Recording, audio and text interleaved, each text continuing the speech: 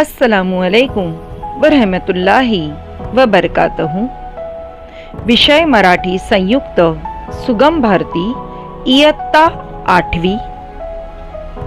पाठ क्रमांक 2। Chew chew चिमनिया। चिमनिया यानी चिड़िया। आज हम इस सबक के नीचे के पाठ्य पुस्तक में के सवाल जवाब देखने वाले हैं, स्वाध्याय देखने वाले हैं। इस सबक के लेखक विजय तेंदुलकर है। यह फोटो इस सबक के लेखक विजय तेंदुलकर इनका है। प्रश्न क्रमांक 1। खालील आकृती पूर्ण करा, नीचे की वेब शक्ल पुरी करो। नाटकात मुलांनी साकारलेली पात्रे। नाटक यानी ड्रामा, ड्रामा में मुलांनी बच्चों ने साकारलेली पात्रे यानी किए हुए किरदार। एक झाड़ यानी दरख्त, दूसरा इलेक्ट्रिकचा खांब, बिजली का खंबा, और तीसरा पोस्टाची पेटी यानी लेटर बॉक्स, खत की पेटी बॉक्स। प्रश्न क्रमांक 2। खालील वाक्यांचा तुम्हाला कळलेला अर्थ लिहा। नीचे के जुमलों का आपको समझा हुआ मतलब लिखिए। अ, मी त्या गावचा नसल्यासारखा उभा राहिलो। मैं उस गांव का नहीं हूँ, ऐसे खड़ा हो गया। त्या गावचा नसल्यासारखा, इसका मतलब यह है कि जानबूझकर पहचान नहीं दिखाना। मैं उस गांव का नसल्यासारखा उभा राहिलो यानी मैं जानबूझकर पहचान नहीं दिखा रहा था। उत्तर, नाटक बघायला छोट्या प्रेक्षकांची गर्दी झाली होती। छोटे प्रेक्षक, प्रेक्षक यानी देखने वाले, गर्दी यानी भीड़। नाटक बघायला ड्रामा देखने के लिए छोट्या प्रेक्षकांची, छोटे बच्चों के देखने वाले बच्चों की गर्दी झाली होती, भीड़ हो गई थी। त्यात लेखक एकटेच उभे होते, उसमें लेखक अकेले खड़े थे यानी सब छोटे बच्चे और लेखक अकेले बड़ा इंसान। म्हणून ते म्हणतात की इसलिए वो कहते हैं कि जाणून बुझून स्वतः अनोळखी झालो, जानबूझकर खुद किसी को पहचानता नहीं हूँ, ऐसा हो गया। सवाल आ। नाटकांची स्पर्धा प्रेक्षागृहातच नाटकाआधी उताला आली होती। अब उताला आली होती यानी जो जोश था वो बहुत हो गया था, कि बह रहा था, जोश बढ़कर बहने लगा था यानी उताला आली होती। नाटकाची स्पर्धा, ड्रामा का कंपटीशन, प्रेक्षागृहात यानी प्रेक्षक जहां बैठे हैं उस रूम में, गृह यानी घर, लेकिन यहाँ पे घर नहीं रूम आएगा। प्रेक्षक यानी देखने वाले छोटे बच्चे, वो जिस रूम में बैठे वहां पर नाटका आदि, नाटक शुरू होने के पहले ही उताला आली होती यानी जोश उसका ज्यादा ही दिखाई दे रहा था कंपटीशन का प्रेक्षागृह में।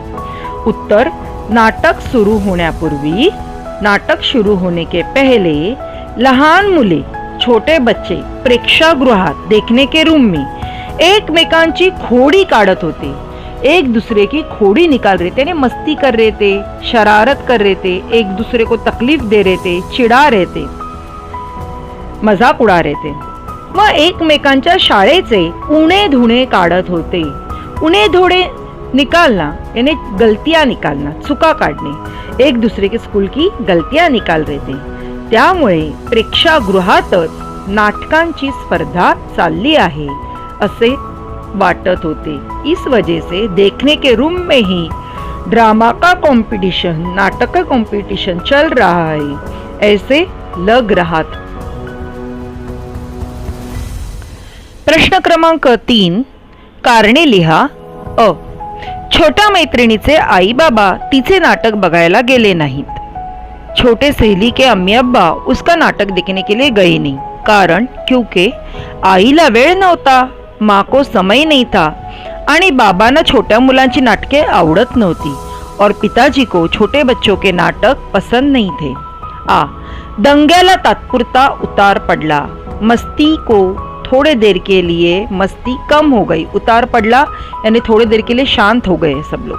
कारण क्योंकि प्रेक्षागृहात काळोख झाला, देखने के रूम में जहां प्रेक्षक बैठने वाले, देखने वाले बैठने वाले उस रूम में अंधेरा हो गया। काळोख यानी अंधेरा। उत्तरे लिहा। छबुताईची बोलण्याची लकब, छबुताई की बात करने का अंदाज, यात काय आणखी त्यात काय, इसमें क्या और उसमें क्या, नाटक जिथे होणार ते ठिकाण, नाटक जहां होने वाला वो जगह, साहित्य संघ मंदिर ये जगह का नाम है, हॉल का नाम है। प्रश्न क्रमांक 5, तुमच्या शब्दात उत्तरे लिहा। अ, नाटकात नाट्य कमी जास्त असले तरी या चिमण्या कलावंतात मात्र ओतप्रोत होते, हे लेखकांचे विचार तुमच्या शब्दात स्पष्ट करा।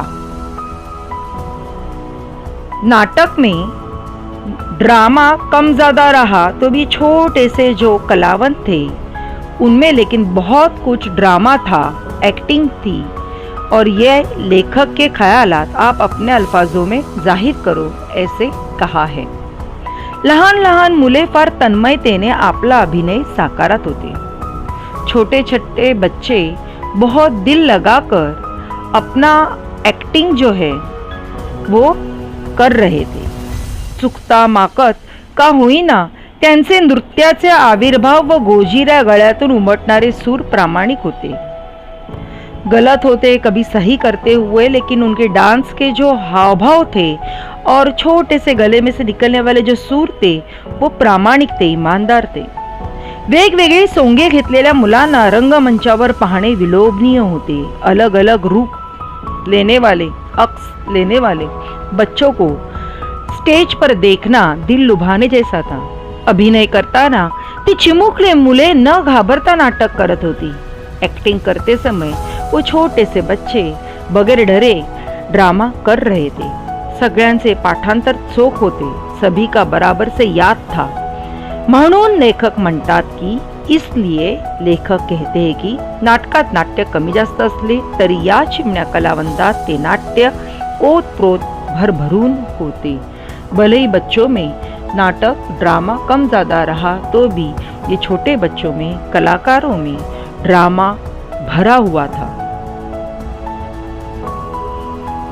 प्रेक्षागृहात लेखकाला आलेले अनुभव तुमच्या शब्दात लिहा। प्रेक्षागृह यानी देखने वाले जहाँ बैठते हैं वो जगह, वो रूम, वहाँ पे लेखक को आया हुआ तजुर्बा आप अपने अल्फाजों में लिखो। उत्तर, लेखक प्रेक्षागृहात पोहोचले। लेखक प्रेक्षागृह में पहुंचे। चिमुकल्या मुलांची सोय करून वैतागलेल्या द्वारपालाने त्यांना एका खुर्चीत कोंबले। छोटे छोटे बच्चों का इंतजाम करके छिड़ा हुआ जो द्वारपाल था, यानी गेट संभालने वाला, दरवाजा संभालने वाला, सिक्योरिटी गार्ड, उनको एक कुर्सी में बिठाया। लेखकांच्या पुढे मागे व अवतीभोवती लहान मुलांची फौज चिव चिव करीत होती।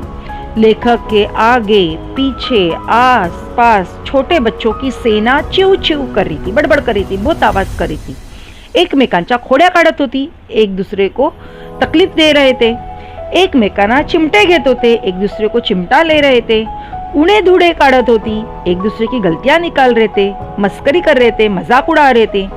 तितक्यात कुणाचा तरी लहान मुठीचा गुच्छा लेखकाच्या पाठीत बसला। इतने में किसके तभी छोटे बच्चे का हाथ का गुच्छा जो है वो लेखक के पीठ पर बैठा। आणखी कुणीतरी त्यांच्यावर रेलून त्यांच्या पलीकडच्या डोक्यावर एक टप्पू मारला और किसने तभी उनको धक्का देकर उनके उस तरफ के बच्चे के सर पे एक टप्पू मारा। ती बिचारी रडू लागताच, जिसे मारे वो रोने लगते ही तिला उगी करायला सगळ्यांनी गर्दी केली। उसे चुप बिटाने के लिए सभी ने भीड़ की। इतक्यात मुलांच्या बाई डोळे वटारत आल्या। इतने में बच्चों की जो टीचर है, बाई यानी टीचर, डोळे वटारत आल्या आणि आंखें बड़े करते हुए गुस्से में आ गए।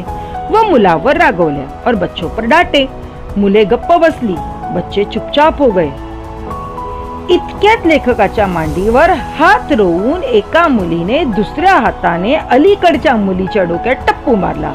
इतने में लेखक के मांडी पर हाथ रखकर एक लड़की ने दूसरे हाथ से उस तरफ के लड़की के सर पर फिर मारा।